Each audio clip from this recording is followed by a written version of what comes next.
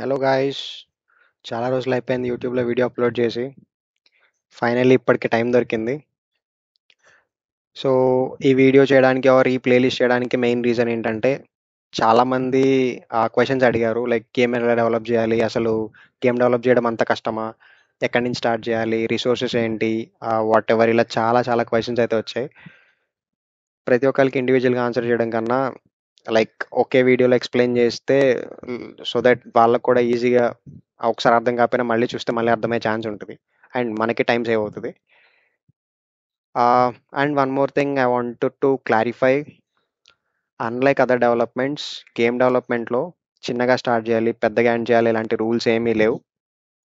నేను game development start చేసినప్పుడు నేను పెద్ద పెద్ద ప్రాజెక్ట్స్తోనే స్టార్ట్ చేశా, and I succeeded in that. మొత్తం క్లియర్గా ఎక్స్ప్లెయిన్ చేసే బాధ్యత నాది, నేర్చుకునే బాధ్యత మీది. ఓకే. అండ్ ప్రీ రిక్వెసైట్స్ ఏంటి ఇది నేర్చుకోవడానికి అంటే, ఏం లేదు. ప్రజెంట్ నేను ఏదైతే యూనిటీ వర్షన్ వాడుతున్నానో మీరు కూడా అదే యూనిటీ వర్షన్ యూజ్ చేసేలాగా చూసుకోండి. ఎందుకంటే రేపొద్దున మీరు వేరే యూనిటీ వర్షన్ యూజ్ చేస్తే there might be some conflicts. కొన్ని కొన్ని ప్లగిన్ ఎర్రర్స్ రావచ్చు, లేకపోతే ఏమో సమ్ వాట్ ఎర్రర్స్ రావచ్చు. ఈ వీడియో మీరు చూసేసరికి కరెంట్ వర్షన్ ఏంటనేది నాకు తెలియదు, కాబట్టి make sure this matches with your current unity version.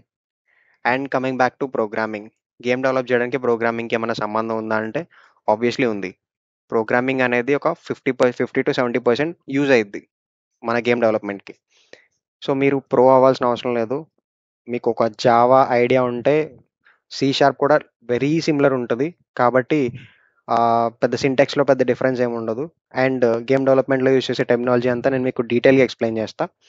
Next thing, అసలు ఈ గేమ్లో మనం ఏమేమి మెయిన్లీ ఇంప్లిమెంట్ చేస్తామంటే, ఒక 3D క్యారెక్టర్ని ఆర్ 3D ప్లేయర్ని యూనిటీ గేమ్లో ఎలా ఇంపోర్ట్ చేయాలి, ఒక ఎన్వైరన్మెంట్ని ఎలా ఇంపోర్ట్ చేయాలి, నెక్స్ట్ కెమెరా మూమెంట్ ఎలా యాడ్ చేయాలి, ప్లేయర్కి మూమెంట్ ఎలా ఇవ్వాలి, స్క్రిప్ట్స్ ఎలా రాయాలి, స్క్రిప్ట్స్ ఎలా అటాచ్ చేయాలి గేమ్ ఆబ్జెక్ట్స్కి, అసలు పారామీటర్స్ ఏంటి, స్ప్రింటింగ్ ఎలా యాడ్ చేయాలి, and based on conditions player movement ఎలా చేంజ్ చేయాలి, ఈచ్ అండ్ ఎవ్రీథింగ్ ఇన్ డీటెయిల్గా మీకు ఎక్స్ప్లెయిన్ చేస్తా. వన్ మోర్ థింగ్, మీకు డైరెక్ట్గా పెద్ద పెద్ద గేమ్ చెప్పట్లేదు, ఎందుకంటే అది లైక్ ఇప్పుడు నన్ను అడిగిన క్వశ్చన్కి నేను చెప్పే ఆన్సర్ గేమ్ డెవలప్మెంట్ నేర్చుకోవడం అంత ఈజీయా లేకపోతే అంత టఫా అంటే that's completely based on your grasping power.